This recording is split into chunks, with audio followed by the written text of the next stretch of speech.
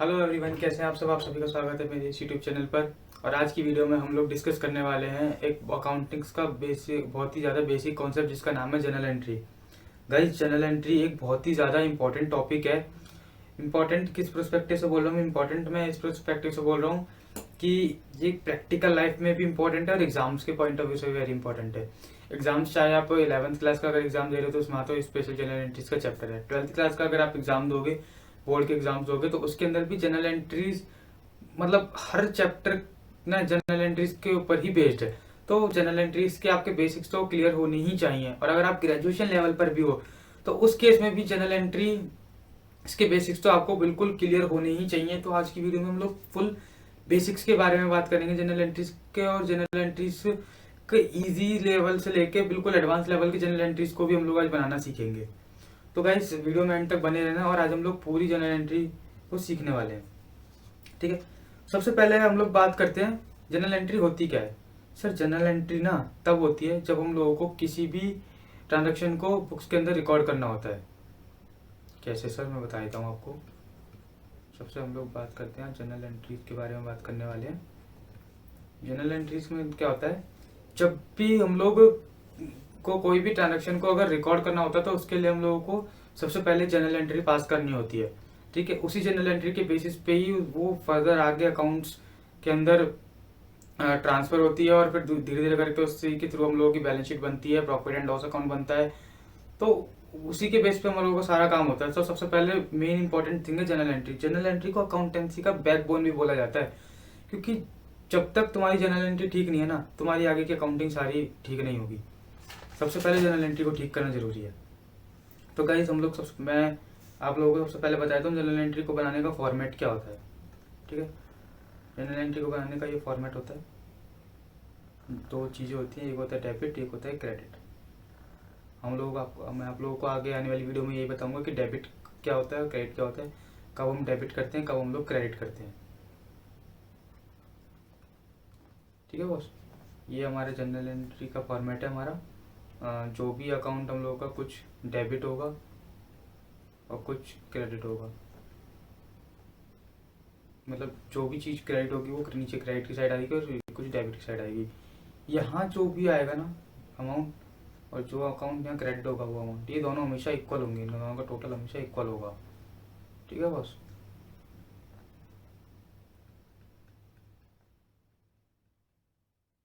ये हमारा general entry का बेसिक फॉर्मेट है।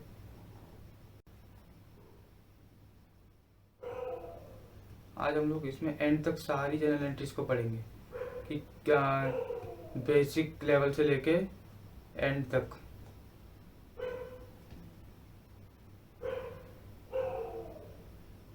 ठीक, एक यहाँ पे नरेशन भी आती है, नरेशन भी लिखनी होती है। धीरे धीरे करके मैं आपको बताऊंगा ये सारी चीज़ें क्या होती हैं, कैसे कैसे हम लोग इसको बनाते हैं। आगे आगे धीरे धीरे हम लोग इसका फॉर्मेट भी फॉलो करने वाले हैं।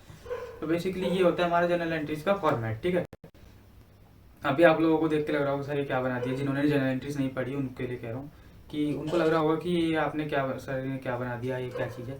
तो हम लोग इसको धीरे धीरे करके समझेंगे और आप लोगों को समझ में आएगा कि कैसे हम लोग एक भी ट्रांजेक्शन, अगर ये हमारी पहले अकर होती है कोई भी बिजनेस के अंदर, तो उसको कैसे इसके अंदर रिकॉर्ड करते हैं, इसी के थ्रू फिर वो आगे पोस्ट होती है और कैसे वो आगे धीरे धीरे करके पूरे बैलेंस शीट तक और P&L तक, प्रॉफिट एंड लॉस अकाउंट तक पहुँचती है।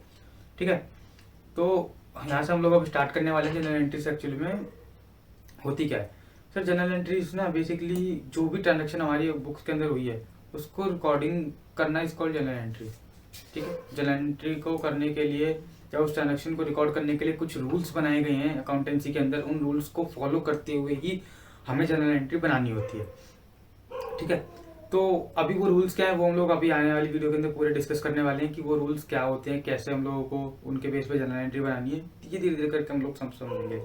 मैं इस वीडियो के अंदर ये एज्यूम करके चल रहा हूँ कि आप लोगों को बेसिक चीज़ें पता हैं कि अकाउंटेंसी के अंदर बेसिक कुछ टर्म्स क्या होती हैं। जैसे कि मैं फॉर एग्जांपल लूँ, आप लोगों को पता होगा कि एसेट क्या होता है, या आपको पता होगा कि लायबिलिटी क्या होता है, या एक्सपेंडिचर क्या होता है, या इनकम क्या होती है, या कैपिटल क्या होता है। ये 5 चीजें जो मैंने आपको अभी नाम लिए हैं ना, ये तो एटलीस्ट आपको पता ही होनी चाहिए इस चैप्टर को पढ़ने से पहले। ठीक है, अगर आपको नहीं पता तो मैं एक ओवरव्यू आपको देता हूँ। एसेट का मतलब होता है कोई भी ऐसी चीज जो हमारी अपनी है, या जो हम लोगों को जिसका चीज का बेनिफिट हमें आगे आने वाले टाइम में मिलने वाला है, दैट इज कॉल्ड एसेट। जिसका बेनिफिट हम लोगों को इमीडिएटली मिल जाता है वो होता है एक्सपेंडिचर। देखो समझना, एक होती है एसेट। एसेट का मतलब होता है कोई भी ऐसी चीज के ऊपर हम लोगों ने जो खर्चा किया है जिसका बेनिफिट हमें आगे जाके मिलने वाला है, जिसका हमें फ्यूचर इकोनॉमिक बेनिफिट होने वाला है। एक मैंने बहुत ही ज्यादा क्या होता है टेक्निकल टर्म यूज किया है, जिसके अंदर हम लोगों को फ्यूचर इकोनॉमिक बेनिफिट होने वाले हैं, उसको बोलते हैं हम लोग एसेट। और एक्सपेंडिचर क्या होता है? एक्सपेंडिचर का मतलब होता है कोई भी एक्सपेंस जो हम लोगों ने किया है उसका हमें इमीडिएट बेनिफिट मिल गया, उसको बोलते हैं एक्सपेंडिचर। फॉर एग्जाम्पल मैं आपको बताऊं, बिजनेस इलेक्ट्रिसिटी का बिल हम लोगों ने पे कर दिया, इलेक्ट्रिसिटी का बिल पे कर दिया। अब इलेक्ट्रिसिटी का बिल पे कर दिया, क्या है वो हम लोग उसका ऑलरेडी जो इलेक्ट्रिसिटी है वो हम लोग ऑलरेडी कंज्यूम कर चुके हैं, तो उसको क्या बोलते हैं? उसको बोलते हैं एक्सपेंडिचर, जिसका हम लोग बेनिफिट ऑलरेडी ले चुके हैं या हम लोगों को अभी उसका मिल चुका है बेनिफिट, वो हमारा एक्सपेंडिचर होता है। एसेट क्या होता है? जिसका इकोनॉमिक बेनिफिट हम लोगों को आगे मिलने वाला है। जैसे कि मान लो आज मैंने कोई चेयर परचेज की है, चेयर परचेज की मैंने, चेयर तो आज परचेज कर ली, लेकिन मैं आगे आने वाले इसको 10 साल तक भी यूज करने वाला हूँ। अगर मैं इसको आने वाले 10 साल तक यूज करूंगा तो इसका बेनिफिट मैं आगे 10 साल तक लूंगा ना, तो वो मेरी एसेट बन जाएगी, क्योंकि मैं इसका बहुत आगे तक भी यूज करने वाला हूँ। ठीक है। एक होता है लायबिलिटी। लायबिलिटी क्या होता है? कोई भी पैसा या मनी या कुछ भी ऐसी जो हम लोगों को फ्यूचर में पे करनी है, फ्यूचर ऑब्लिगेशंस को बोलते हैं लायबिलिटी। मनी या फिर फ्यूचर ऑब्लिगेशन, मनी पेबल लिखो है ना, मनी तो कैसेट होती है हमारी। फ्यूचर ऑब्लिगेशंस हमारी कोई भी होती है या कोई भी पैसा हम लोगों को जो पे करना होता है वो हमारी होती है लायबिलिटी। इनकम का मतलब तो अब हम सभी लोग जानते ही हैं इनकम क्या होता है। जो भी हमारी अर्निंग्स होती हैं उसको इनकम बोलते हैं। ठीक है सर। अच्छा, अब हम लोग बात करते हैं कैपिटल की। सर कैपिटल क्या होता है? कैपिटल का मतलब होता है जो भी पैसा ओनर ने बिजनेस के अंदर लगाया है, ओनर्स मनी को हम लोग बोलते हैं कैपिटल। ठीक है, ये मैंने बहुत लेमन लैंग्वेज में आपको चीजें बताई हैं। ओनर्स मनी को हम लोग कैपिटल बोलते हैं। इनकम जो हम लोगों ने अर्न करी है, इनकम तो हम सब लोग जानते हैं, जो भी चीज हम लोगों ने अर्न करी है, पैसे वगैरह, वो हमारी इनकम होती है। कोई भी लायबिलिटी जो हमारी फ्यूचर ऑब्लिगेशन है जिसको पे करने की, वो हमारी लायबिलिटी होती है। कोई भी बेनिफिट हम लोगों को किसी चीज का इमीडिएट मिलता है तो हमारा एक्सपेंडिचर होता है। कोई भी एसेट जिसका हम लोगों को फ्यूचर इकोनॉमिक बेनिफिट्स मिलने वाले हैं वो हमारी एसेट होती है। ठीक है, ये बेसिक चीजें मैं एज्यूम कर रहा हूँ आप लोग पहले पढ़ के आए हैं, तो मैंने इनका एक फिर भी ओवरव्यू दे दिया है कि एसेट क्या होता है, एक्सपेंडिचर क्या होता है, इनकम क्या होती है, लायबिलिटी क्या होती है, कैपिटल, ये सब चीजें मैं आप लोगों को बता दी। ठीक है, तो अब हम लोग बात करते हैं मेनली जनरल एंट्री के बारे में। कई जनरल एंट्री को बनाने के लिए ना मैं आप लोगों को कुछ रूल्स बताऊंगा, सिर्फ उन्हीं रूल्स को फॉलो करना है और जनरल एंट्री बन जाएगी।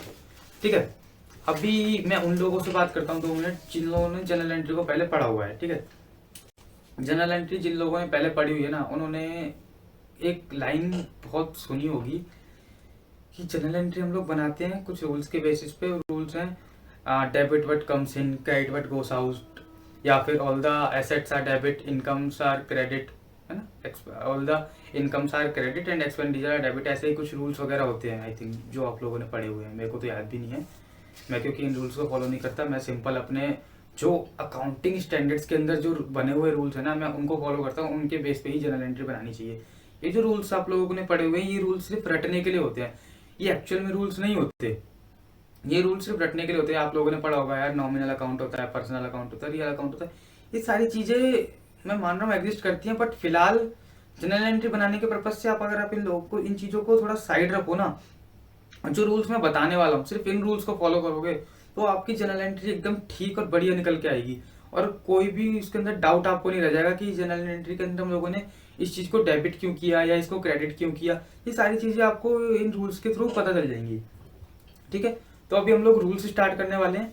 मैं आपको टोटल 5 रूल्स बताऊंगा, इन 5 रूल्स के बाहर जनरल एंट्री किसी भी छठे रूल से नहीं बन सकती। ठीक है, इन 5 रूल्स को ही फॉलो करोगे आपकी हर एक जनरल एंट्री बन जाएगी।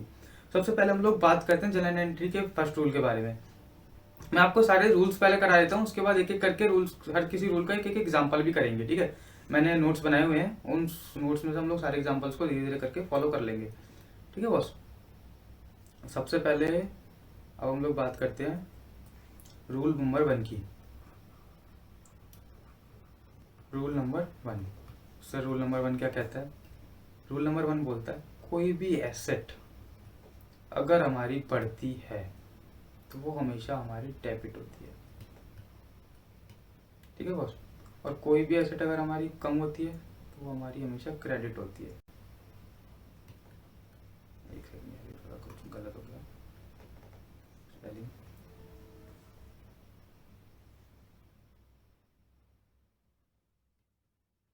ठीक है, कोई भी एसेट अगर हमारी बढ़ती है तो डेबिट होती है, और अगर कम होती है तो क्रेडिट होती है। इस रूल को हमेशा फॉलो कर लो। ये रूल ना, रूल नंबर 2, ये दोनों सेम रूल है, सेम रूल ही अप्लाई होगा एक्सपेंडिचर के लिए। कैसे सर? कोई भी एक्सपेंडिचर अगर बढ़ेगा तो डेबिट और कम होगा तो क्रेडिट, ठीक है। ये 2 रूल है, मतलब एक्चुअली एसेट के लिए एक रूल है और एक्सपेंडिचर के लिए एक रूल है, लेकिन रूल की टर्म्स दोनों की सेम है कि कुछ भी एसेट और एक्सपेंडिचर के अंदर अगर कुछ भी बढ़ेगा तो डेबिट होगा और कम होगा तो क्रेडिट होगा। Now next thing is rule 3। Rule 3 हमारा रिलेटेड है लायबिलिटी के लिए। लायबिलिटी के केस में क्या होता है, कोई भी लायबिलिटी अगर बढ़ती है तो वो क्रेडिट होती है, अगर कोई भी लायबिलिटी गिरती है तो वो डेबिट होती है, ठीक है बॉस। ये रूल्स हैं, कुछ आपको फॉलो करने ही पड़ेंगे। जिन रूल्स के बेस पे मैं सिर्फ आपको 5 रूल बताने वाला हूँ, जिसमें 3 रूल तो बड़े बता ही दिए मैंने आपको। क्या सर? एसेट अगर एसेट या एक्सपेंडिचर दोनों में से कुछ भी बढ़ता है तो डेबिट होता है, और अगर कुछ गिरता है एसेट एक्सपेंडिचर में तो वो क्रेडिट होता है। रूल 3 क्या बोलता है? लायबिलिटी में हमारा लायबिलिटी बढ़ती है तो क्रेडिट होती है, और अगर कम होती है तो डेबिट होती है। सर रूल 4 की बात करते हैं। रूल 4 क्या बोलता है? हमारा इनकम से रिलेटेड सेम रूल है लायबिलिटी वाला। क्या है सर? अगर बढ़ती है तो क्रेडिट होगी, अगर गिरेगी तो डेबिट होगी। कोई भी इनकम अगर हमारी बढ़ेगी तो क्रेडिट होगी और गिरेगी तो डेबिट होगी। रूल 5 कैपिटल के लिए। सर कैपिटल केस में क्या होगा? कैपिटल अगर कोई भी बढ़ेगी तो क्रेडिट होगी। मतलब मैं आप लोगों को बताऊं तो इनकम का, लायबिलिटी का और कैपिटल का, इन तीनों का सेम रूल फॉलो होता है कि कोई भी अगर इनकम, लायबिलिटी या कैपिटल अगर बढ़ती है तो क्रेडिट होती है, और अगर गिरती है तो डेबिट होती है। और एसेट एंड एक्सपेंडिचर का सेम रूल फॉलो होता है, अगर वो बढ़ते हैं तो डेबिट होता है और गिरते हैं तो क्रेडिट होता है। बस इन 5 रूल्स को अपने अंदर तक बसा लो बिल्कुल, कि इन 5 रूल्स के अलावा बाहर किसी और छठे रूल से जनरल एंट्री नहीं बनती, सिर्फ इन 5 रूल से जनरल एंट्री बनती है। बस आपको एक ट्रांजेक्शन के अंदर ये पता करना है कि इसके अंदर एसेट बढ़ रही है या कम हो रही है, या इनकम बढ़ रही है कम हो रही है, या लायबिलिटी बढ़ रही है या कम हो रही है। सिर्फ आपको इन चीजों को ही आइडेंटिफाई करना है ट्रांजेक्शन के अंदर, और आपकी जनरल एंट्री बनकर तैयार हो जाएगी, ठीक है सर। आप एक बार इन रूल्स को अच्छे से पढ़ लो, अच्छे से समझ लो, इसको अंदर उतार लो। सर ये 5 रूल्स हैं सर। अब आप लोग बोलेंगे सर ये तो आप रटवा रहे हो, आप तो ये रूल, तो ये रूल्स हैं, ये रूल्स मैंने नहीं बनाए, ये अकाउंटेंसी के रूल्स हैं जिनको फॉलो करके ही जनरल एंट्री बनती है, ठीक है। इसके अंदर मैंने आपको कहीं भी कुछ रटवाया नहीं है कि debit what comes in, credit what goes out, या all the incomes are credit, expenditure are debit. ये सब मैंने आपको नहीं रटवाया है, मैं आपको बिल्कुल सिंपल रूल्स बताए हैं कि जो रूल्स एक्चुअल में अकाउंटिंग स्टैंडर्ड्स ने बताया, हम लोग सिर्फ उन्हीं को फॉलो कर रहे हैं, ठीक है। अभी हम लोग ना इनके कुछ एग्जांपल्स लेते हैं। आप लोगों ने आई थिंक इन रूल्स को नोट कर लिया होगा, पढ़ लिया होगा। हम लोग अभी इसके एग्जांपल्स पढ़ते हैं, ठीक है। मैंने कुछ एग्जांपल्स आपके लिए लिए हुए हैं, जिसके अंदर हम लोगों के कुछ इजी एग्जांपल्स भी हैं, जिनमें हम लोगों को ज़्यादा डिफिकल्टी नहीं आने वाली, ये बेसिक लेवल पे हैं, ठीक है। हम लोग पहले इनको कवर करेंगे, जिससे हम लोगों को हाथ सेट हो जाएगा जनरल एंट्री बनाने में। फिर हम लोग थोड़ी सी टेक्निकल टर्म्स पे जाएंगे, जिसको बोलते हैं, जिसको हम लोगों ने कैटेगरी में बांटा है मीडियम टाइप क्वेश्चंस। मतलब ज़्यादा हार्ड क्वेश्चंस नहीं है ये, आप लोगों को 4 क्वेश्चंस हैं, इनको अगर आप कर लोगे तो थोड़ा आपका लेवल अच्छा हो जाएगा। और ये है कुछ एडवांस लेवल के क्वेश्चंस। जिसके अंदर आपको थोड़ी सी बुद्धि भी लगानी पड़ेगी। ये तो सिर्फ आप ऊपर वाले तो सिर्फ रूल्स के बेस पर कर लोगे, ये जो मैंने आपको रूल बताए इन रूल्स के बेस पे क्वेश्चन खत्म हो जाएंगे। यहाँ पर रूल्स तो लगेंगे, साथ में आपको थोड़ा सा माइंड की एक्स्ट्रा वर्किंग भी लगेगी, तब ये क्वेश्चन सॉल्व हो पाएगा। ठीक है सर, सबसे पहले हम लोग बात करते हैं फर्स्ट क्वेश्चन पे। फर्स्ट क्वेश्चन हमारा क्या बोलता है sir, bought furniture by cash for rupees 4 lakh rupees 4,000 sorry 4 lakh 4,000 rupees. ठीक है सर, अभी फर्नीचर हम लोगों ने बाय किया, फर्नीचर हम लोगों ने बाय किया 4,000 रुपए का। अभी इस ट्रांजेक्शन को देखो, समझो ध्यान से क्या कहना चाह रहा है। फर्नीचर हम लोगों ने बाय किया, फर्नीचर हमारी क्या होती है सर, फर्नीचर हमारी एसेट होगी। सर एक्सपेंडिचर क्यों नहीं होगा, क्योंकि फर्नीचर जब हम लोग परचेज करेंगे ना, तो हम लोगों को पता है कि हम लोग इसको आगे आने वाले टाइम तक भी यूज करेंगे। ऐसा नहीं है कि इसको इमीडिएटली यूज किया और फेंक दिया खत्म हो गया, नहीं, हम इसको आगे आने वाले टाइम तक भी इसको यूज करेंगे। तो इसका हमें पता है कि फ्यूचर इकोनॉमिक बेनिफिट्स हमें इससे मिलने वाले हैं, इसलिए हम लोग फर्नीचर हम लोगों का एसेट बनता है। ठीक है सर, अभी हम लोगों का फर्नीचर इस वाले ट्रांजेक्शन के अंदर क्या हुआ है, हमारा फर्नीचर बढ़ गया। फर्नीचर बढ़ने का मतलब क्या होता है, एसेट बढ़ गई। सर एसेट बढ़ने का मतलब क्या होगा, एसेट बढ़ने का मतलब होगा एसेट हमारी डेबिट होगी। सर क्रेडिट क्या होगा, सबसे पहले हम लोग को देख लेते हैं। एग्जाम्पल 1 के अंदर हम लोगों का क्या है, फर्नीचर परचेज किया है ना हम लोगों ने, फर्नीचर परचेज किया है बाय कैश 4,000। ठीक है बस, फर्नीचर परचेज, आप मेरी राइटिंग के ऊपर मत आना, मुझे पता है राइटिंग मेरी बहुत खराब है, बट आप लोग सिर्फ कंसेप्ट के ऊपर ध्यान दो। ठीक है, तो अभी हम लोग इस ट्रांजेक्शन के अंदर हम लोगों को ये तो पता चल गया फर्नीचर हमारा बढ़ा है, यानी कि एसेट बढ़ा है। फर्नीचर तो हमारी होगी डेबिट, फर्नीचर अकाउंट डेबिट 4,000 रुपये।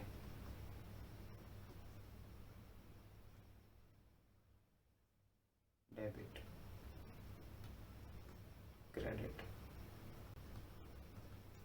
ठीक है, अभी क्रेडिट क्या होगा सर, हम लोगों ने पढ़ा ना, यहाँ का टोटल इक्वल होना चाहिए। मैंने आपको बेसिकली फॉर्मेटिंग के टाइम पे बताया था। यहाँ का तो हो गया सर 4,000 रुपये। सर यहाँ क्या आएगा, क्रेडिट क्या होगा, ध्यान से सोचो। हम लोगों ने फर्नीचर परचेज किया है ना, हमारे जेब से कैश गया भी है।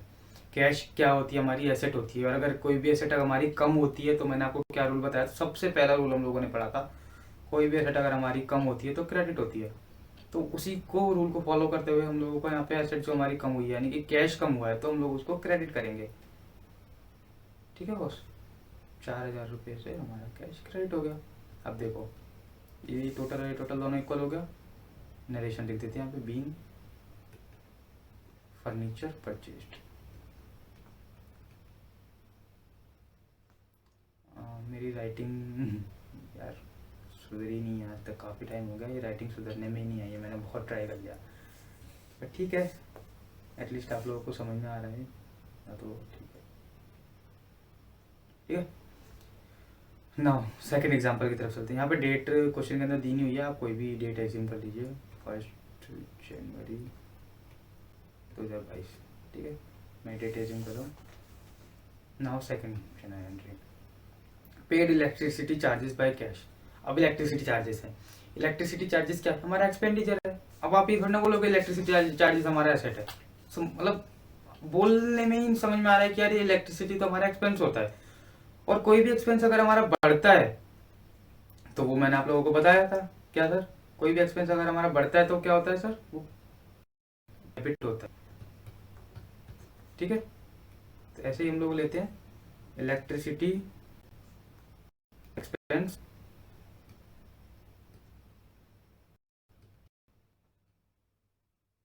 अकाउंट डेबिट टू, यहाँ पे भी हम लोगों ने कैश पे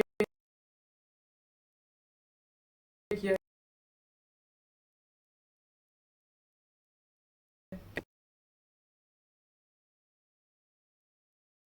कितना। मैं आप लोगों को फॉर्मेटिंग बता रहा हूँ, आगे आने वाले क्वेश्चन के अंदर हम लोग फॉर्मेटिंग से नहीं, हम लोग सीधे जनरल एंट्री बनाएंगे। ये फॉर्मेटिंग मैंने फिलहाल के लिए आप लोगों को बता दिया है, फॉर्मेट इसका ऐसा होता है। आगे आने वाले टाइम में, आगे आने वाले क्वेश्चन में हम लोग फॉर्मेटिंग नहीं करेंगे। ठीक है, नरेशन वगैरह आप लोग अपने आप लिख लीजिएगा, इलेक्ट्रिसिटी चार्जेस पे, बीइंग इलेक्ट्रिसिटी चार्जेस पे यहाँ डेट डाल लीजिएगा। मेन थी हमारी जनरल एंट्री, जनरल एंट्री मैंने आप लोगों को बता दी, ये बहुत बेसिक सी जनरल एंट्री है, इनमें कोई हार्ड एंड फास्ट रूल नहीं है। जो थोड़ी टफ लेवल की जनरल एंट्री है वो अभी आगे आने वाली है। ठीक है। सेकंड जनरल एंट्री आप देखो, bank insurance premium paid on furniture as per standing instruction ₹300। अभी बैंक ने वालों ने हमारा वो पे कर दिया इंश्योरेंस, ठीक है। बैंक वालों ने हमारा इंश्योरेंस पे कर दिया, बैंक वालों ने हमारा इंश्योरेंस पे कर दिया। सर इंश्योरेंस क्या होता है? सर इंश्योरेंस हमारा खर्चा होता है। अब इंश्योरेंस अगर हमारा खर्चा होता है तो सर इंश्योरेंस को हम लोग क्या करेंगे? डेबिट। इंश्योरेंस हमारा बढ़ गया, यानी कि खर्चा बढ़ गया, अकाउंट डेबिट। 2 यहाँ पे बड़ा यूज होगा बैंक, क्योंकि बैंक वालों ने हमारे पैसे हमारे बिहाफ पे पे किया है, ठीक है। तो यहाँ पर इंश्योरेंस बैंक वालों ने पे किया है हमारे बिहाफ पे, तो ये क्रेडिट हो गया बैंक। और इंश्योरेंस का एक्सपेंस हमारा डेबिट होगा, क्योंकि हम लोगों को ने इंश्योरेंस हमारा एक्सपेंस, और एक्सपेंस जब भी हमारा बढ़ता है तो हमेशा डेबिट होता है, ठीक है सर। सर ये तो बहुत ईजी जनरल एंट्रीज है, कोई बात नहीं, हम लोग धीरे धीरे करके करेंगे।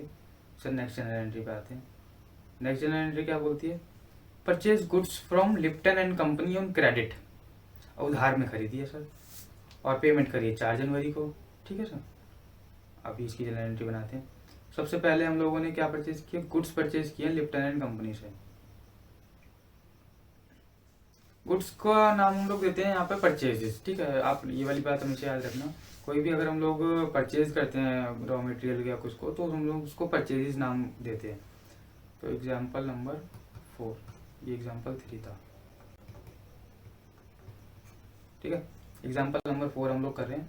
हम लोगों ने गुड्स खरीदे हैं क्रेडिट पे, यानी कि पैसे नहीं दिए। अभी हम लोग ऊपर वाले जितने भी क्वेश्चन हम लोग देख रहे थे उसमें हमारा हमेशा बैंक या कैश हमारा क्रेडिट होता है, क्योंकि हमारा बैंक या कैश हम लोग पेमेंट करते हैं। अब की बार हम लोगों ने पेमेंट नहीं करी, अब की बार हम लोगों ने क्रेडिट पे खरीदा है माल, उधारी पे खरीदा है, ठीक है। कब खरीदा है सर? 1 जनवरी को। 1 जनवरी को हम लोगों ने खरीदा है सर। क्या खरीदा है? लिप्टन एंड कंपनी से क्या खरीदा है? अपना गुड्स खरीदे हैं। तो हमारा इन्वेंट्री कह लो या स्टॉक कह लो, या कह लो इसको परचेज,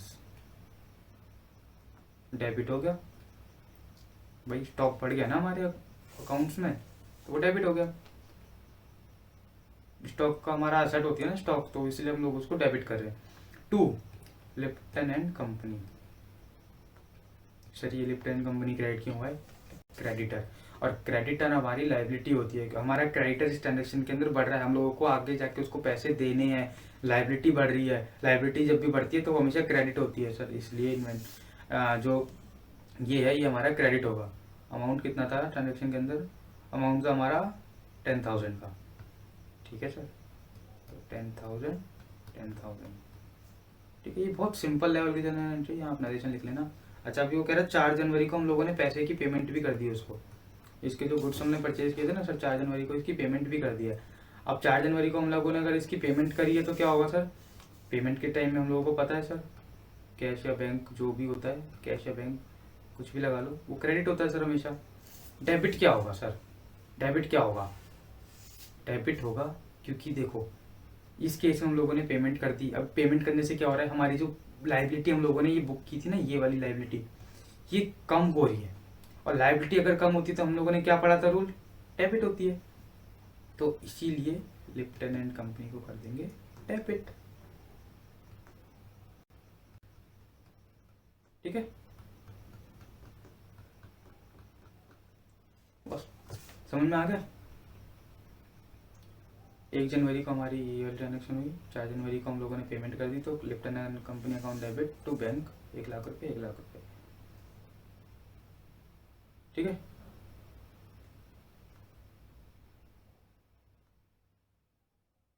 आई थिंक 10,000 था वहाँ पे, ठीक है। मतलब जो भी अमाउंट है आप अमाउंट देख लेना, मैं आपको जनरल एंट्री बता दी है, ठीक है।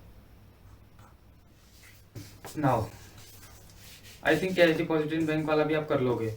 सीधा सीधा कैश हमारा इसके अंदर कम हो रहा है और बैंक बढ़ रहा है, तो कैश को क्रेडिट कर देंगे एंड बैंक को डेबिट कर देंगे। तो ये तो बहुत सिंपल है, इसको आप लोग कर सकते हो, इसमें कोई इशू नहीं है, ठीक है। अगली हम लोग जनरल एंट्री लेते हैं, थोड़ा सा एडवांस अपना लेवल बढ़ाते हैं। अभी छोटी छोटी जनरल एंट्री को हटाते हैं, एडवांस लेवल पे चलते हैं। Sold goods to D and company on credit. उधारी पे हमने माल बेचा है। ऊपर वाली ट्रांजेक्शन में हम लोगों ने उधारी पे माल खरीदा था, इस वाले में हम लोग उधारी पे माल बेच रहे हैं, और हम लोगों ने 90,000 रुपये ही मिले हम लोगों को ट्रांजेक्शन के फुल सेटलमेंट पे। क्या है सर? 10,000 रुपये का माल बेचा, 9,000 रुपये उसने हम लोगों को पेमेंट किए और बाकी का पेमेंट वो कह रहा है मैं नहीं दूंगा, 90,000 रुपये में ही आपका पूरा सेटलमेंट हो गया है। ठीक है सर, अब इसको कैसे रिकॉर्ड करेंगे? तो सबसे पहले हम लोग बात करते हैं कैसे इसको रिकॉर्ड करेंगे। सबसे पहले हम लोगों ने करिए सेल। सर सेल्स करिए। सेल्स के टाइम पे क्या होगा? सेल्स के टाइम पे सबसे पहले हम लोगों का जाएगा इन्वेंट्री। इन्वेंट्री जाएगी। इन्वेंट्री की जगह हम लोग ना, यार देखो ऊपर भी इन्वेंट्री हम लोगों ने वर्ड यूज कर लिया, लेकिन इन्वेंट्री की जगह, स्टॉक की जगह हम लोग वर्ड यूज करते हैं परचेजेस। ठीक है, ऐसे ही जब हम लोग सेल करते हैं ना, तो इन्वेंट्री की जगह वर्ड यूज करते हैं हम लोग सेल्स। ठीक है, सेल्स अकाउंट हमारा क्रेडिट होगा। सेल्स अकाउंट क्यों क्रेडिट होगा सर? क्योंकि एक तो हमारे पास से, तो आप मान लो स्टॉक जा रहा है तो वो क्रेडिट होगा। ठीक है, दूसरा हम लोग ये भी कह सकते हैं कि सर सेल्स ना हमारी इनकम होती है, और इनकम जब बढ़ती है वो हमेशा क्रेडिट होती है। तो आप इसको किसी भी पर्सपेक्टिव से देख सकते हो। इनकम हमारी बढ़ती है वो भी क्रेडिट होती है, और सेल्स हमारी, और अगर हमारी इन्वेंट्री कम हो रही है तो वो भी क्रेडिट होती है। तो उसके हिसाब से सेल्स हमारी हमेशा क्रेडिट होगी। सर डेबिट क्या होगा? डेबिट होगा कि हमारे पास पैसे आ गए सेल्स को करने के बाद। नहीं सर, पैसे तो नहीं आए। क्या आया है सर? सर हमारा डेटर खड़ा हो गया डी एंड कंपनी का। डी एंड कंपनी डेटर बढ़ गया। डेटर बढ़ने का मतलब क्या होता है सर? एसेट बढ़ गई हमारी। एसेट बढ़ने का मतलब होता है debit. D and company account debit. ठीक है ना sir? D and company account हमारा डेबिट होगा और सेल्स हमारा क्रेडिट होगा। ठीक है सर, कितने अमाउंट से क्रेडिट होगा? सर सेल्स हमारी हो गई 10,000 की बुक हो गई सर। सर क्या बात कर रहे हो? हम लोगों ने तो दिखा दिया 10,000 की सेल्स हो गई है सर। डी एंड कंपनी से 10,000 रुपये लेने हैं। अब आती है पेमेंट की बात। अब जब पेमेंट वो करने आया, तो पेमेंट करने के लिए उसने बोला सर मैं तो 90,000 दूंगा। तो बैंक में कितना पैसे आएंगे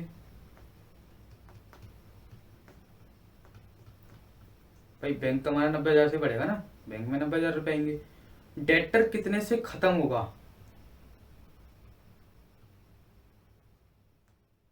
सर पूरे 10,000 से खत्म हो जाएगा। ये 90,000 नहीं है यार, 9,000 है। मैं ना बार बार एक जीरो में कंफ्यूज हो रहा हूँ। ये 90,000 नहीं, 9,000 है। ठीक है,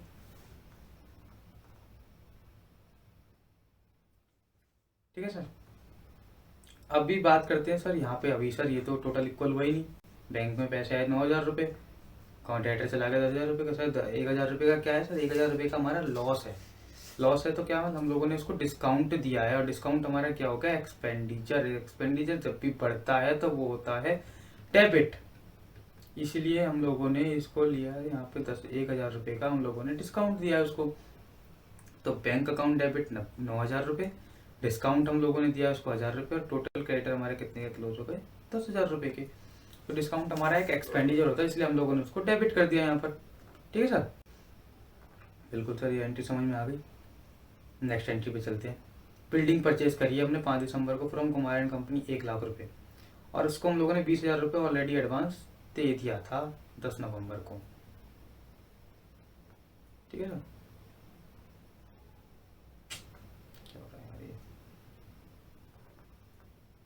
ठीक है, 10 नवंबर को हम लोगों ने उसको एडवांस दे दिया था। सर सबसे पहले हम लोगों ने एडवांस दिया था 10 नवंबर को, तो एडवांस की बुकिंग करते हैं सबसे पहले। सर एडवांस की बुकिंग कैसे करनी है? एडवांस की बुकिंग कैसे करेंगे आप बताओ मुझे, सोचो, दिमाग लगाओ कि हम लोगों ने किसी को एडवांस दिया है तो उसकी बुकिंग कैसे करेंगे। सोचो, थोड़ा दिमाग लगाओ कि एडवांस के केस में क्या होगा। एडवांस के केस में सबसे पहले हम लोगों ने अगर बिल्डिंग परचेज किया तो सबसे पहले एडवांस हम लोगों ने दे दिया उसको। ठीक है सर, दे दिया। क्या एडवांस दे दिया? बैंक अकाउंट क्रेडिट हो गया, पैसे चले गए। सर कितना एडवांस दिया है हम लोगों ने? 20,000 रुपये एडवांस दे दिया, 20,000 रुपये क्रेडिट हो गया। सर डेबिट क्या होगा? डेबिट होगा, एडवांस दिया है, अभी हमारे पास बिल्डिंग आई नहीं है, तो बिल्डिंग एसेट हमारी अभी बढ़ी नहीं है, बिल्डिंग नहीं बढ़ी हमारे पास में, तो बिल्डिंग तो डेबिट हम लोग कर नहीं सकते क्योंकि बिल्डिंग थोड़ी ना आ गई, अभी तो हमने सिर्फ उसको एडवांस दिया है। जिसको भी एडवांस दिया है उसका नाम। ठीक है, यानी कि अब उसको हम लोग डेटर नहीं मानेंगे बेसिकली, लेकिन हम लोगों को उससे रिकवर करना है कुमार एंड कंपनी से, तो कुमार एंड कंपनी के पास हमारे पैसे हैं तो कुमार एंड कंपनी को डेबिट करेंगे। ठीक है, Kumar and company account debit 20,000 रुपये तो कैश बैंक। अब बात आती है जब हमारे पास बिल्डिंग परचेज कर ली हम लोगों ने, हमने टोटल कितने 1,00,000 रुपए की परचेज की थी, जिसमें से 20,000 रुपये हम लोगों ने क्या किया था? एडवांस दे दिया था। तो टोटल बिल्डिंग कितने की पड़ी थी हम लोग को? बिल्डिंग तो 1,00,000 की पड़ी थी। तो जब बिल्डिंग हमारे पास आएगी बिल्डिंग तो हमारी 1 लाख रुपए से बढ़ेगी सर, एसेट तो 1 लाख रुपए से बढ़ गई। ठीक है, अब पैसे हमने दिए उसको कुल कितने रुपए? सर पैसे हमने दिए 80,000 रुपये, क्योंकि 20,000 तो हम एडवांस दे चुके सॉरी 20,000 तो हम एडवांस दे चुके थे। तो बिल्डिंग तो हमारी 1 लाख रुपए से बढ़ गई, क्योंकि बिल्डिंग की वैल्यू तो 1 लाख रुपए है, 1 लाख रुपए से बढ़ गई। बैंक में से हम लोगों ने कुल 80,000 रुपये दिए, 20,000 रुपये एडवांस दे रखे थे। अभी जो ये कुमार एंड कंपनी को हमने एडवांस क्रिएट किया था ना, ये खत्म हो जाएगा। पहले हम लोगों ने इसको डेबिट किया था, अब हम इसको क्रेडिट कर देंगे, क्रेडिट करके इसको हम खत्म कर देंगे, क्योंकि हमारी एसेट कम हो गई। कुमार एंड कंपनी के नाम से जो हमारी एसेट थी वो कम हो गई, इसलिए वो क्रेडिट हो गई। बैंक की भी हमारी एसेट थी इसलिए कम हो गई, और ये एसेट हमारी बढ़ गई बिल्डिंग की, इसलिए डेबिट हो गई। ये तीनों ही हमारी एसेट है, जिसके केस में 2 एसेट हमारी कम हो रही है और 1 एसेट हमारी बढ़ रही है। ठीक है बॉस, ये पॉइंट क्लियर है। नेक्स्ट ट्रांजेक्शन पे चलते हैं। नेक्स्ट ट्रांजेक्शन क्या होगा? अब सर डेट आप लोग उस पर डाल लेना है। ये हमारी 10 नवंबर को हुई थी ट्रांजेक्शन, नरेशन भी नीचे लिख लेना आप लोग अपने हिसाब से। और ये जो परचेज किया है हम लोगों को, ये परचेज हुई थी हमारी 5 दिसंबर को, तो इसको 5 दिसंबर डाल देना। ठीक है, मतलब अगर आप देखोगे ना, देखो हम लोगों को कितना कुछ पढ़ चुके हैं और पूरा ऊपर से नीचे तक ना खिचड़ी बन चुकी है ये।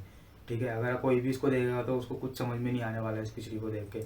बट अगर आप लोगों ने वीडियो को शुरू से एंड तक अभी तक देखा है तो आई होप आप लोगों को चीज़ें समझ में आ रही होंगी। और अगर आप लोगों को कोई डाउट भी अगर इसके अंदर आ रहे हैं तो मैं डिस्क्रिप्शन बॉक्स में अपनी ईमेल आईडी डालूंगा, आपको जो भी डाउट हो आप सीधा मुझे उस पर भेज सकते हैं, और मैं आपको कोशिश करूंगा कि उस पर आपका डाउट क्लियर कर सकूँ। ठीक है बॉस, नेक्स्ट जनरल एंट्री पे हम लोग चलते हैं।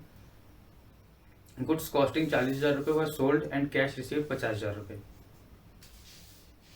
सर 40,000 रुपये की चीज़ थी, हमने 50,000 रुपये में बेची है। ये एक थोड़ी सी टेक्निकल जनरल एंट्री है, बताओ उसके अंदर क्या होगा। ध्यान से सोचो क्या करना चाहिए हम लोगों को इसके अंदर। सर सेल हुई है 50,000 रुपये की, सेल हमारी इनकम, सर क्रेडिट हो गई 50,000 रुपये।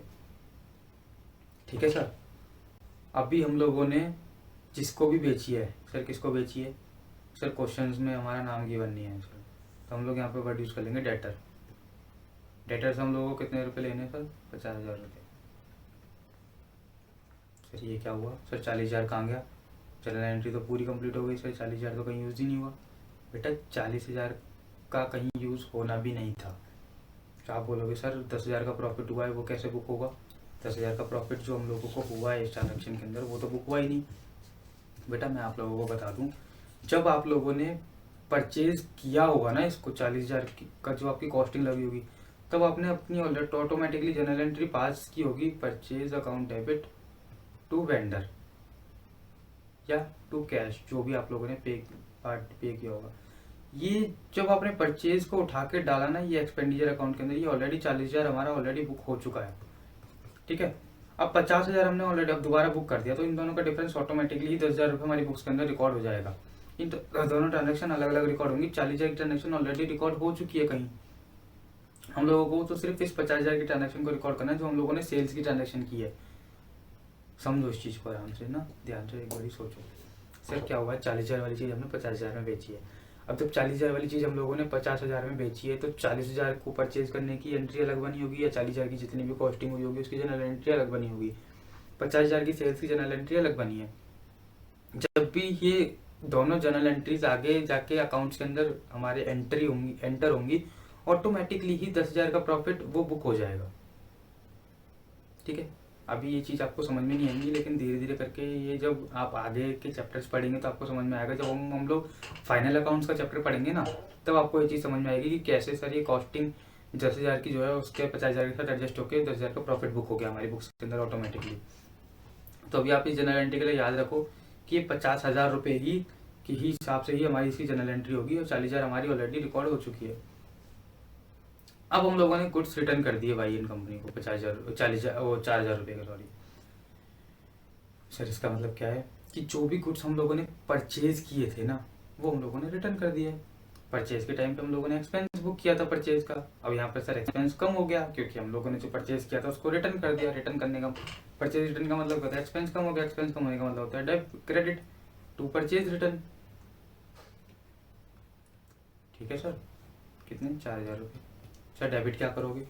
डेबिट हम लोग क्या करेंगे? डेबिट हम लोग करेंगे हम लोगों ने जब परचेज किया था ना, तो देखो ध्यान से, क्रेडिटर बुक करते हैं जब हम लोग परचेज की एंट्री करते हैं। अब क्रेडिटर हम लोगों को उस टाइम पैसे देने थे, अब हम लोगों को उसको पैसे नहीं देने, इसका मतलब लाइबिलिटी भी कम हो जाएगी हमारी उसके रिगार्डिंग। तो वाई एंड कंपनी यहाँ पर वर्ड क्वेश्चन में दिया हुआ है, तो वाई एंड कंपनी को हम लोग डेबिट कर देंगे क्रेडिटर को, क्योंकि हमारा लाइबिलिटी कम हो गई, और परचेज रिटर्न को क्रेडिट कर देंगे क्योंकि हमारा एक्सपेंडिचर कम हो गया। देखो हर जब भी एक जनरल एंट्री बताओ ना, तो डेबिट और क्रेडिट के रीजनिंग्स के पीछे भागो कि हम लोगों ने इसको डेबिट और क्रेडिट क्यों किया है। इस ट्रांजेक्शन के अंदर हम लोगों का एक्सपेंस कम हो गया, इसलिए हम लोगों ने इसको डेबिट किया। इसके अंदर लाइबिलिटी कम हुई है, इसलिए डेबिट किया है।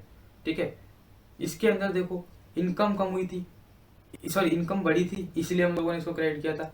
यहाँ पर एसेट बढ़ी थी, इसलिए डेबिट किया था। ठीक है, तो हर किसी ट्रांजेक्शन के बाद में सोचो कि यार ये हम लोगों ने इसके अंदर डेबिट क्रेडिट किया क्यों है। उन 5 रूल्स में से ही निकल के आएगा डेबिट क्रेडिट का रीजन। ठीक है, इसके अलावा कोई दूसरा रूल होगा ही नहीं, छठा रूल कोई बनेगा ही नहीं। आई थिंक अभी आप लोग जनरल एंट्रीज को अच्छे से समझ चुके हो। अब हम लोग ना थोड़ी एडवांस लेवल की जनरल एंट्रीज करते हैं। सर अभी हम लोग जनरल एंट्रीज के बीच में ना जीएसटी को लेके आएंगे।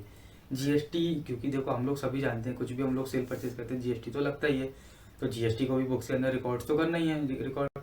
तो जनरल एंट्री के अंदर हम लोग जीएसटी को लेके आएंगे। जीएसटी की रिकॉर्डिंग कैसे करेंगे वो हम लोग समझेंगे। सर अगर 11th-12th के लेवल पे हो ना, तो आई थिंक जनरल एंट्री का क्वेश्चन आपकी बुक्स में, सॉरी जनरल एंट्री के अंदर जीएसटी का क्वेश्चन आपकी बुक्स में नहीं आना चाहिए। बट इन केस अगर आपका आता है तो आप लोग इसको सुन सकते हो। और ग्रेजुएशन लेवल पे तो सर आपको बिल्कुल सुनना ही चाहिए इसको, क्योंकि ग्रेजुएशन लेवल पे तो डेफिनेटली इस टाइप का कंसेप्ट कहीं ना कहीं यूज हो ही जाता है बुक्स के अंदर। तो ठीक है, हम लोग बात करते हैं अभी जीएसटी के साथ में। सर गुड्स, अच्छा जीएसटी को करने से पहले ना मैं आपको एक चीज़ बता देता हूँ, कुछ बेसिक चीज़ बता देता हूँ। देखो जब भी हम लोग सेल करते हैं ना, तो हम लोग क्या करते हैं, कस्टमर को ना से ना जीएसटी चार्ज करते हैं, जीएसटी चार्ज करते हैं, और फिर वो हम लोग पे करते हैं गवर्नमेंट को। ठीक है, कस्टमर से जीएसटी लिया और जीएसटी लेके सीधा गवर्नमेंट को जमा करा दिया। ठीक है, ये होता है जीएसटी के अंदर बेसिकली। उसी केस में अगर हम लोग परचेज करते हैं ना जब हम लोग, तो हम लोग क्या करते हैं, जीएसटी पे करते हैं किसको, सेलर को। भाई सेलर तो जाके गवर्नमेंट को जमा कराता है, हम लोगों ने जीएसटी सेलर को पे कर दिया। अब हम लोग क्या करेंगे, जब भी हमारी जीएसटी की लाइबिलिटी से हम लोग मैं मान लो मैंने परचेज किया 100 का माल। ठीक है, 100 रुपये का गुड्स मैंने परचेज किया, उसको उसके ऊपर मैंने 10% का जीएसटी, यानी कि 10 रुपये का मैंने जीएसटी पे कर दिया। साथ में अब मैंने 200 रुपये की सेल की है, 200 रुपये की सेल में मैंने 10% फिर जीएसटी यानी कि 20 रुपये मैंने क्या बोलते हैं कलेक्ट किया ना बायर से। अब ये मुझे गवर्नमेंट को पे करना है, ये मैं ऑलरेडी पे कर चुका हूँ। तो नेट मेरे को कितना पे करना होगा, मेरे को टोटल पे करना होगा 10 रुपये रिमेनिंग। ठीक है, यानी कि 10 रुपये का मेरे को फ़ायदा मिलेगा, जो मैं ऑलरेडी पहले एक परचेजर को पे कर अपने सेलर को पे कर चुका हूँ। वो 10 रुपये का मुझे फ़ायदा मिलेगा, टोटल मुझे 20 रुपये पे करने हैं, तो मेरे को 10 रुपये का फ़ायदा नेट करके मुझे 10 रुपये का ही पे करना है। इस चीज़ को समझ के चलो।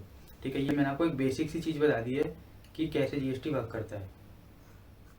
ठीक है, इसको बोलते हैं क्रेडिट लेना है। 10 रुपये का हम लोगों ने क्या लिया, 10 रुपये का क्रेडिट बुक किया है हम लोगों ने, क्रेडिट लिया है इसका, इनपुट टैक्स क्रेडिट। अगर मैं टेक्निकल टर्म में इसकी बात करूँ तो इसको बोलते हैं इनपुट टैक्स क्रेडिट, हम लोगों ने लिया है। ठीक है, आगे चलते हैं। अब हम लोग आते हैं अपनी जनरल एंट्रीज के ऊपर। वही सर क्या है, goods sold to AB limited for 50,000 रुपये, जीएसटी चार्ज 12%। वही सेम फंडा, सेल कर दी कितने की, 50,000 रुपये की। ठीक है सर, अब ध्यान से समझना हुआ क्या, सेल तो हमने 50,000 रुपये की करी है, लेकिन इस 50,000 रुपये के ऊपर हम लोगों को जीएसटी भी सामने वाली पार्टी से लेना है और गवर्नमेंट को जमा कराना है।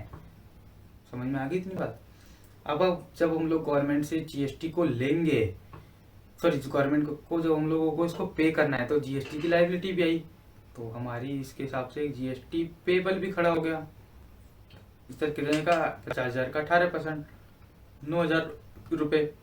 ठीक है, जीएसटी भी पे करना है सेल हमारी इतने की बुक हो गई। कस्टमर से कितने लेंगे सर? कस्टमर से तो हमने ये जीएसटी का अमाउंट भी लेना है और जो हमारा एक्चुअल अमाउंट था वो भी लेना है। तो कस्टमर का नाम क्या था? AB limited. तो AB लिमिटेड से हम लोगों को कितने लेने हैं? 59,000। सर ये होती है सॉरी, ये होती है जनरल एंट्री जीएसटी के साथ में। ये जीएसटी पेबल हम लोगों को जो गवर्नमेंट को पे करना है वो, साथ में जो सेल्स हमारी बुक हुई वो। अच्छा, जीएसटी पेबल को क्रेडिट क्यों किया सर? क्योंकि जीएसटी पेबल हमारी एक लाइबिलिटी है और जब लाइबिलिटी बढ़ती है ना तो क्रेडिट होती है। सर ये तो हम बचपन से पढ़ते आ रहे हैं, आई मीन वीडियो की स्टार्टिंग से पढ़ते आ रहे हैं, जब भी लाइबिलिटी बढ़ेगी तो क्रेडिट होगी। इसलिए यहाँ पर जीएसटी की लाइबिलिटी को क्रेडिट किया है 90,000 रुपये, सॉरी 9,000 रुपये, सॉरी, ठीक है, 9,000 रुपये क्रेडिट हो गया।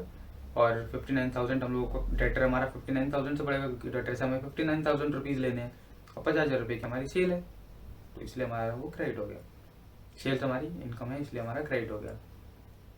हर किसी ट्रांजेक्शन में ना मैं बार बार आपको एक ही बात बोल रहा हूँ कि ये देखते हुए चलो कि हम लोगों ने डेबिट और क्रेडिट क्यों किया है, क्योंकि इस वीडियो को देखने का मेन मकसद ही यही है कि डेबिट और क्रेडिट को समझना कि हमने डेबिट और क्रेडिट किया ही क्यों है, ठीक है। और डेबिट और क्रेडिट सिर्फ हमने बोले 5 रूल्स की वजह से किया है। तो मेन हर ट्रांजेक्शन को मेरा ऐसा नहीं, क्योंकि देखो जनरल एंट्री आप भी बना लोगे, बट रीजनिंग आपको पता होना चाहिए कि आपने डेबिट क्रेडिट क्यों किया है। तो वही मेरा मकसद है, आपको ये चीज़ को समझाना। नाउ सेकंड जनरल एंट्री पे हम लोग आते हैं, बहुत सी एक और टेक्निकल जनरल एंट्री है। इसके अंदर हम लोगों ने टीडीएस और ऐड किया है। टीडीएस क्या होता है मैं आप लोगों को छोटा सा है बता देता हूँ थोड़ा सा। टीडीएस क्या होता है, हम लोग सभी जानते हैं जब हम लोग इनकम कमाते हैं तो हम लोग इनकम टैक्स पे करते हैं। तो गवर्नमेंट क्या करती है ना, जब भी हम लोग कोई खर्चा करते हैं ना, तो जो भी जिसको भी हम लोग मतलब पेमेंट करने वाले हैं, ठीक है, तो सामने, क्योंकि देखो जब भी हम लोगों ने कोई खर्चा किया तो सामने वाले के लिए वो इनकम है, ठीक है। तो वो बंदा इनकम टैक्स पे करेगा, जो भी हम लोग उसको पे करेंगे उसकी इनकम होगी, उस इनकम पे वो इनकम टैक्स पे करेगा। गवर्नमेंट क्या बोलती है ना कि यार जो तुम उसको इनकम पे करने वाले हो ना, उसका कुछ पोर्शन उसको मत पे करो, डायरेक्टली मुझे पे कर दो। और मैं मानूंगी कि उस बंदे ने अपना इनकम टैक्स पे कर दिया उस इनकम के ऊपर। मान लो मैंने 10,000 रुपये की एक्सपेंस किया, ठीक है। अब 10,000 रुपये का एक्सपेंस मैंने किया है, सामने वाले के लिए तो ये इनकम है जिसको मैंने ये पैसे दिए 10,000 रुपये। गवर्नमेंट कह रही है इसका 10% यानी कि 1,000 रुपये, 1,000 रुपये तुम मेरे को पे कर दो, गवर्नमेंट को पे कर दो। बाकी का जो बचा ना 9,000 रुपये, वो तुम अपने वेंडर को पे कर दो। और वेंडर को बोल दो सर ये 1,000 रुपये आपके टीडीएस के हमने गवर्नमेंट को जमा करा दिए, 9,000 रुपये आप अपने पकड़ो। तो इसका एक तरीके से इनकम टैक्स 1,000 रुपये का जो है गवर्नमेंट के पास चला गया और 9,000 रुपये उसके पास चले गए। ठीक है सर, इतना समझ में आता है मेरे को। अब हम लोग इस जनरल एंट्री पे चलते हैं। जनरल एंट्री क्या बोलते हैं सर? कंसल्टेंसी चार्ज सर्विस हम लोगों ने दी है, हम लोगों ने सर्विस दी है, हम लोगों ने सर्विस दी है, इसका मतलब हम लोगों की इनकम हो रही है। तो हमारा टीडीएस सामने वाली पार्टी काटेगी, हम लोग टीडीएस नहीं काट रहे इस केस में, ठीक है। इस केस में सामने वाली पार्टी हमारा टीडीएस काट रही है, क्योंकि हमारी इनकम हो रही है और हमारा पैसा जो सामने वाली पार्टी देने वाली है वो गवर्नमेंट को जमा कराएगी, ना कि हमें देगी। अब इसको कैसे बुक्स में अपनी रिकॉर्ड करेंगे वो हम लोग समझते हैं। 1,00,000 रुपए की हम लोगों ने सर्विस दी जिसके ऊपर 10% का टीडीएस था और 18% जीएसटी चार्ज हुआ है, ठीक है सर। सबसे पहली बात तो टू सेल्स, क्योंकि इनकम हुई है। सर कितने की सेल करी है? 1,00,000 रुपए की। बहुत सिंपल है सर, 1,00,000 रुपए की सेल कर दी सर। सामने वाली पार्टी से कितना लेना है सर? सामने वाली पार्टी हमें कितना देगी? अभी 1,00,000 रुपए के ऊपर हम लोगों ने जीएसटी भी तो चार्ज करना है ना उससे, जीएसटी पेबल गवर्नमेंट को जमा कराना है सर। गवर्नमेंट को जमा कराना है 18,000 रुपये का जीएसटी, 18% 1,00,000 का, 1,00,000 का 18% 18,000 हुआ ना। जीएसटी पेबल 18,000 रुपये हम लोगों को गवर्नमेंट को जमा कराना है। अभी हम लोगों को उससे टोटल कितना लेना है पार्टी से? पार्टी से हम लोगों को टोटल लेना है, पार्टी का नाम क्या था? AB limited. एबी लिमिटेड से हम लोगों को लेना है 1,18,000 रुपये। सर टीडीएस कहाँ गया? टीडीएस भी तो उसने हमारा काटा है, पूरे 1,18,000 थोड़ी ना दे देगा हम लोगों को। सर बिल्कुल सही बात है, 1,00,000 के ऊपर उसने 10% का टीडीएस भी तो काटा है। कितना हो गया 1,00,000 का 10%? 10,000 रुपये। तो सर हम लोगों को वो देगा कुल 1,08,000 रुपये, ठीक है सर। अब देखो आप इसका टोटल करोगे तो ये तो 1,18,000 हो गया, डेबिट साइड का टोटल करोगे तो 1,08,000 रुपये हो गया। सर ये तो टोटल इक्वल हुआ ही नहीं। यहाँ हम लोग वर्ड यूज करते हैं TDS रिसीवेबल 10,000 रुपये। एक सेकेंड चला लिख रहा हूँ, हम लोग थोड़ा सा अगले पेज पे बनाते हैं यार, ये थोड़ा सा ना बहुत कुछ सा हो गया यहाँ पर।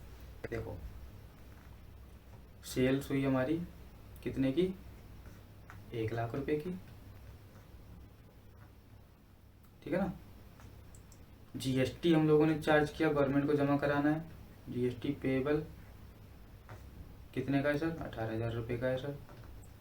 हम उससे कितने पैसे लेंगे, हम उससे लेंगे AB लिमिटेड से कितना सर, 1,18,000 रुपये। बट वो 1,18,000 तो नहीं देगा, क्यों नहीं देगा सर, क्योंकि 10% का TDS भी काटेगा, कितना 10,000 रुपये, 10% हमारा TDS काटेगा वो। तो सर ठीक है, कितना देगा सर, हमें देगा 1,08,000 रुपये, ठीक है सर। अब हम लोगों ने TDS जो पे करा, उसने हम लोगों के ब्याज पे जो TDS पे कराया, कहीं ना कहीं हम लोगों का इनकम टैक्स पे हो गया। अब हमें आगे जाके इनकम टैक्स पे नहीं करना पड़ेगा, ठीक है। तो अभी हम लोगों का पैसा जो है वो गवर्नमेंट के पास पड़ा हुआ है 10,000 रुपये, ठीक है, क्योंकि गवर्नमेंट के पास उसने इनकम टैक्स हमारा जमा करा दिया। तो इसका मतलब हमारी एसेट बढ़ गई भाई, हमारा इनकम टैक्स एडवांस में पे हो गया ना, इनकम टैक्स हमारा एडवांस में पे हो गया। इसका मतलब हम लोगों को जो हम लोगों का TDS कटा है, इसका बेनिफिट हम लोगों को आगे जाके मिलेगा, कहीं ना कहीं जो हमारा टैक्स बनेगा उसमें हम इसको एडजस्ट करेंगे। तो हमारी एसेट बढ़ गई, और एसेट बढ़ने का मतलब ये हमारा डेबिट होता है। तो TDS रिसीवेबल हमारी होती है डेबिट कितने से सर, 10,000 रुपये से।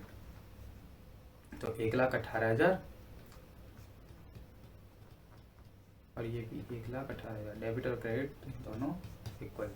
ये जनरल एंट्री सर इसकी बनेगी। अभी इसके अंदर किसी को इसके अंदर नरेशन आप लिख लेना, डेटा वगैरह आप डाल देना, ठीक है। ये डेबिट साइड है, ये क्रेडिट साइड है, ठीक है बॉस। अगर इसके अंदर किसी को कोई भी डाउट हो तो आप मुझे सीधा ईमेल कर सकते हो, डिस्क्रिप्शन के अंदर मैंने अपने ईमेल आईडी डाल दी है, तो आप उसके थ्रू मेरे को ईमेल के थ्रू आप मेरे से इसका कोई भी डाउट पूछ सकते हैं। ये एक एडवांस लेवल की जनरल एंट्री थी, जो नॉर्मली जिसके अंदर बच्चों को डाउट्स आते हैं बहुत सारे, ठीक है। और मेरे को पता है अभी भी इसके अंदर आपके बहुत सारे डाउट्स में भी आ सकते हैं, तो आप सीधा सीधा मुझे एक ईमेल डालेंगे ना, ईमेल के थ्रू मैं आपको कोशिश करूंगा कि मैं आपको रिप्लाई कर दूं और आपको इसका डाउट आपका क्लियर कर सकूं, ठीक है sir. GST deposit to government, ये तो थोड़ी सिंपल लेवल की है, टेक्निकल के अंदर बतानी मैंने क्यों डाल दी। जो भी GST हम लोगों ने चार्ज किया है वो हम लोग को सीधा सीधा गवर्नमेंट को जमा कराने की जनरल एंट्री है सर। GST पेबल डेबिट हो जाएगा, क्यों सर, लाइबिलिटी खत्म हो गई GST पेबल की, टू बैंक या कैश जो भी है जिससे हम लोगों ने पेमेंट की है, कितना सर, 1,50,000 रुपये। 1,50,000 रुपये की हमने GST की पेमेंट कर दी, ये हम लोगों ने GST की पेमेंट करी है 1,50,000 रुपये की, तो जनरल एंट्री ऐसे बुक होगी। अब बात आती है परचेज करी हम लोगों ने कुछ गुड्स 50,000 रुपये की, जिसके ऊपर हमारा 10% का TDS कटा है। हमने कटा नहीं, हमने काटा है TDS। यहाँ हमने TDS काटा है, तो हमें गवर्नमेंट को जमा कराना पड़ेगा। अब अगर हमें गवर्नमेंट को जमा कराना पड़ेगा तो हमारे लिए तो लाइबिलिटी है, हमारा पैसा तो है नहीं ना, सामने वाली पार्टी का पैसा है, हमने रख लिया अपने पास, गवर्नमेंट को जमा कराना है, तो हमारे पर तो लाइबिलिटी चढ़ गई जमा कराने की, तो ये लाइबिलिटी है। अब हम लोग इसको कैसे रिकॉर्ड करेंगे सर, बहुत सिंपल है। पहले तो हमारा परचेज एक्सपेंस हमारा purchase account debit to, sir to में क्या आएगा, टू में हमारा वेंडर, भाई जिससे हम लोग परचेज कर रहे हैं, लाइबिलिटी बढ़ गई, ये तो अब सिंपल है, तो हम लोग शुरू से सुनते हुए आ रहे हैं, तो इसमें तो कोई आपको इशू होना नहीं चाहिए। वेंडर से हमारी लाइबिलिटी बढ़ गई सर, कितना, वेंडर को हम लोग कितना पे करेंगे सर, वेंडर को हम लोग पे करेंगे 50,000 रुपये। हाँ सॉरी, परचेज हम लोगों ने 50,000 की करी है, अब वेंडर को कितना पे करना है सर, 50,000 रुपये पे करना है। बट हमारी ऑब्लिगेशन क्या है, 10% का TDS काटना है, तो TDS काट के गवर्नमेंट को जमा कराना है, तो यहाँ आएगा TDS पेबल कितना आएगा, 10% कितना आ गया सर, 5,000 रुपये। तो टोटल हम लोग उसको कितना पे करेंगे, हम लोग टोटल पे करेंगे 45,000 रुपये।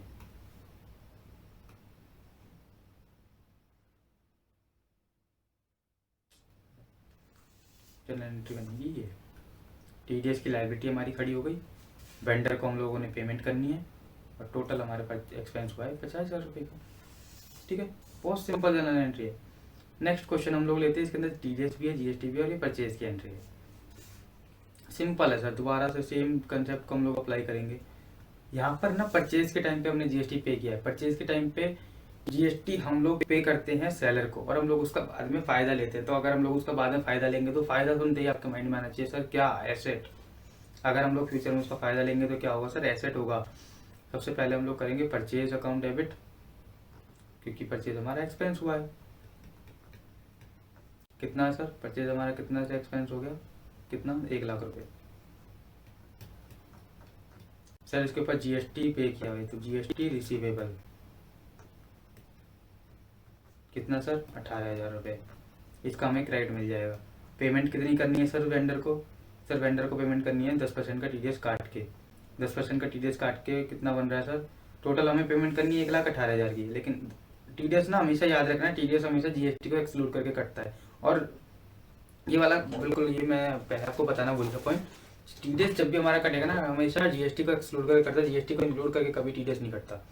तो हमेशा जीएसटी जो है ये हमेशा इस टैक्सेबल वैल्यू पे कटेगा, जीएसटी को एक्सक्लूड करके। तो 1,00,000 रुपये के ऊपर हमारा टीडीएस कटेगा। तो टोटल हम लोग को उसको 1,18,000 पेमेंट करना था, लेकिन हम लोग उसको करेंगे कितना, कुल 1,08,000 रुपये। बाकी का सर क्या करेंगे, तो बाकी का हमारा टीडीएस पेबल